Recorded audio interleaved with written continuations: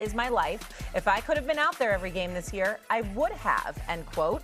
Well, Peterson was a full participant last night for the Jayhawks as the true freshman played 30 minutes. He dropped 14 points en route to Kansas, winning big, 69-56 over the number 5 team in the country. That would be the Houston Cougars. After the game, Peterson was asked again about all the noise surrounding his college career thus far. Listen to this.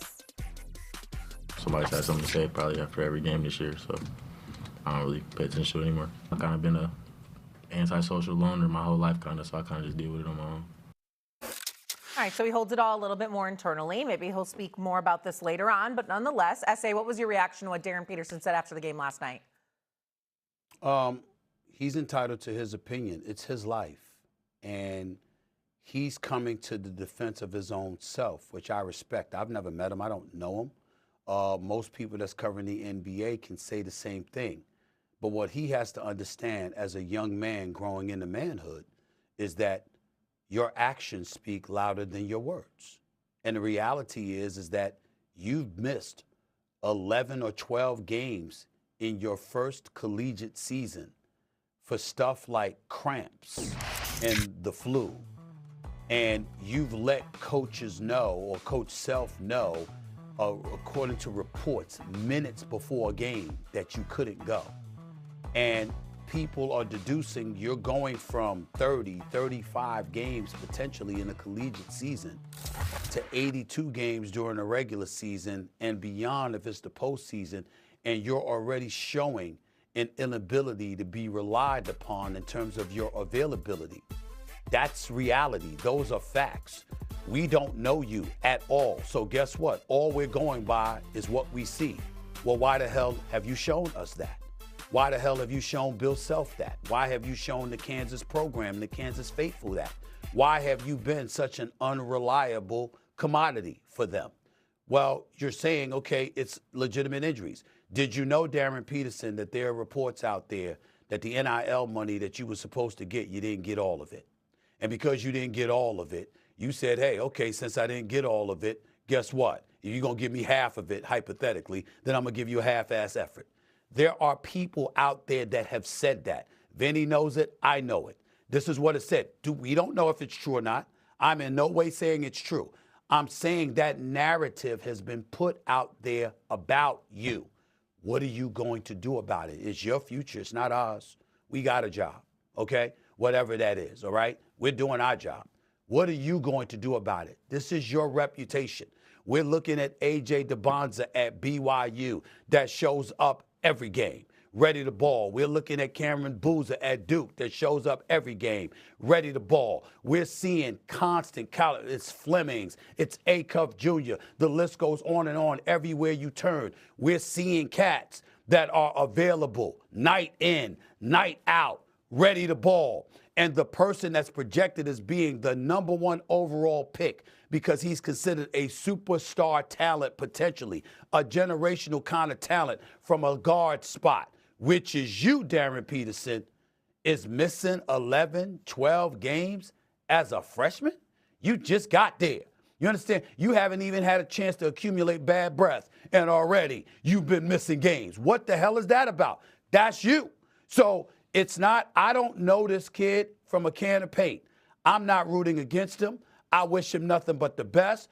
I'm sincerely rooting for him, and I think I can speak on behalf of an awful lot of people in our business. Nobody rooting against you. Nobody enjoys saying this stuff. We don't enjoy having these questions about you. We want to see this electrifying talent that we hear that you had, that we've seen you put on display from time to time. We want to see that show up. We don't want the number 1 team in the nation in Arizona coming in to your backyard to play against you, and your team has to beat them without you because about 5 to 10 minutes before the game, you told staff you can't go.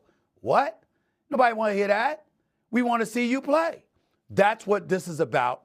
And the fact that there's questions and skepticism, whether it's you or it's your camp and the people who are influencing the decisions that you make, that is coming across as being the reason why you are unavailable more than your health. So if you want to change the narrative, speak up, speak out, And most importantly, exhaust yourself in every way possible to make sure you are available. Because the television shows, the podcasts, and everybody in between, the radio shows, they're not going away, my brother.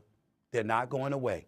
What they're talking about you now, this is going to be the storyline and the narrative that's attached to you wherever you go until you make sure that you are available to do what you do best, and that is ball in spectacular fashion. That is a fact, whether you like it or not. It's a tricky thing when you talk about college athletes because they're 19 years old and they're experiencing something for the very first time. I'm very careful about sometimes the narratives. I remember talking to somebody about Anthony Edwards in college, and they said, we don't know if this kid likes basketball. Can you imagine someone saying that about Anthony Edwards now with everything that we know now? The information is so limited, right? But one thing, I talked to two GMs last night, two GMs who possibly could, right, in the lottery or the play-in and everything else. And one gave me this quote. He said, if he's tapping out on minor ailments now, what do you think he'll do when he gets to the league? Those are the questions that you will have to answer when you get into those interview rooms, when you get into those meeting rooms. Like, there are 4 or 5 franchise potentially changing players in this draft, and you want to be able to separate and differentiate yourself from your competition. It's not just you, and these teams are going to be making $100 million investments in you. What they want to know is, are you making these decisions? Is your camp making these decisions? How much of a competitor are you?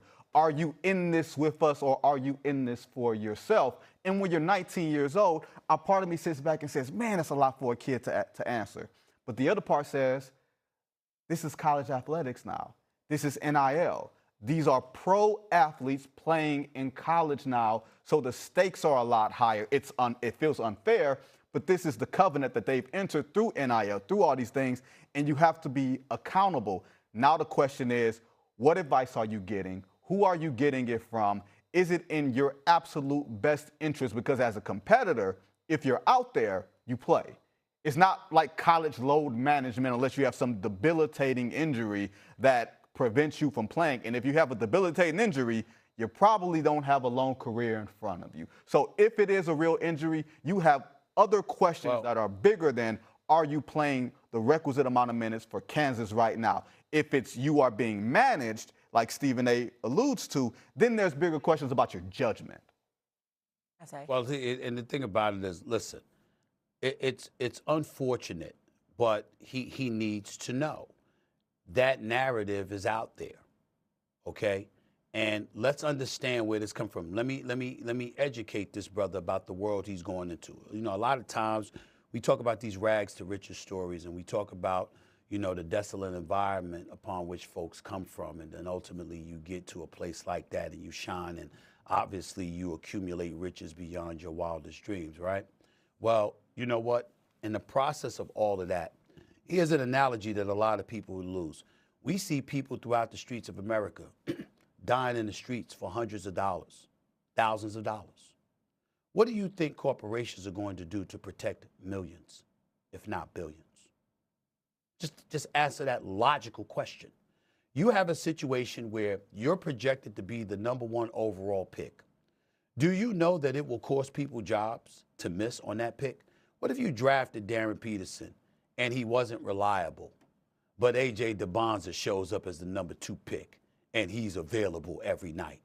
Now, it's not a good analogy because look at Greg Oden when he was drafted #1 and Kevin Durant drafted #2.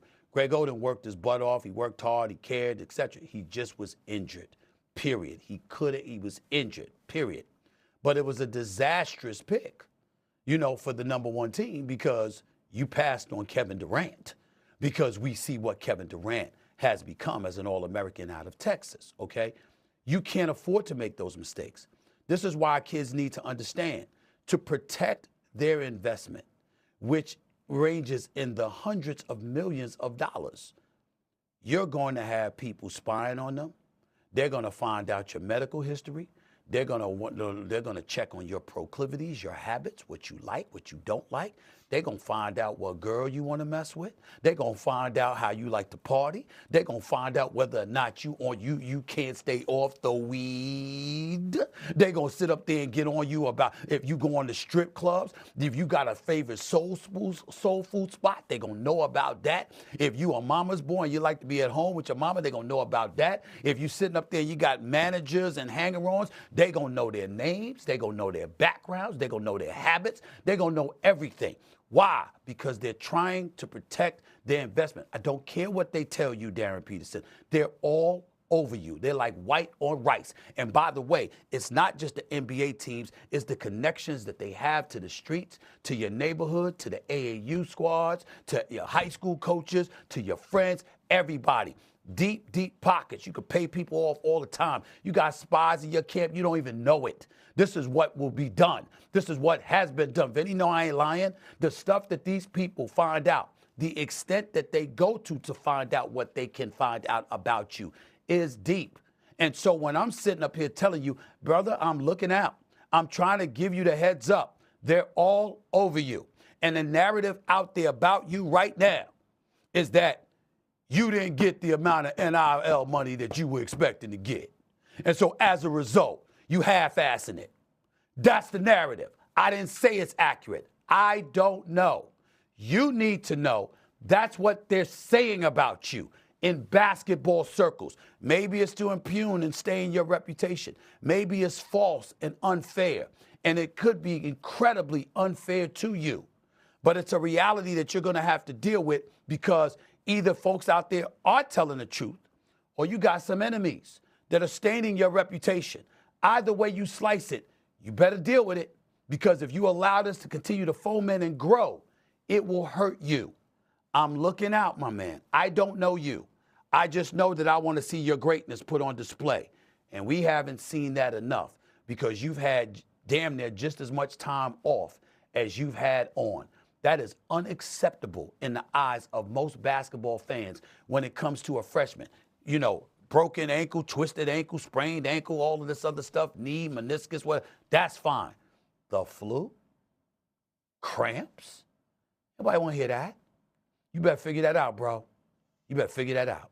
So Darryn Peterson says, obviously, basketball is life. We'll have to take that at face value. Maybe we'll hear more from him later on. Otherwise, I don't know why he wouldn't have just sat out. He wouldn't have just said, call it until we get to the NBA draft, considering the talent we know he can potentially have. Coming up here on First Take, WWE superstars CM Punk and AJ Lee will join us to preview everything Elimination Chamber. And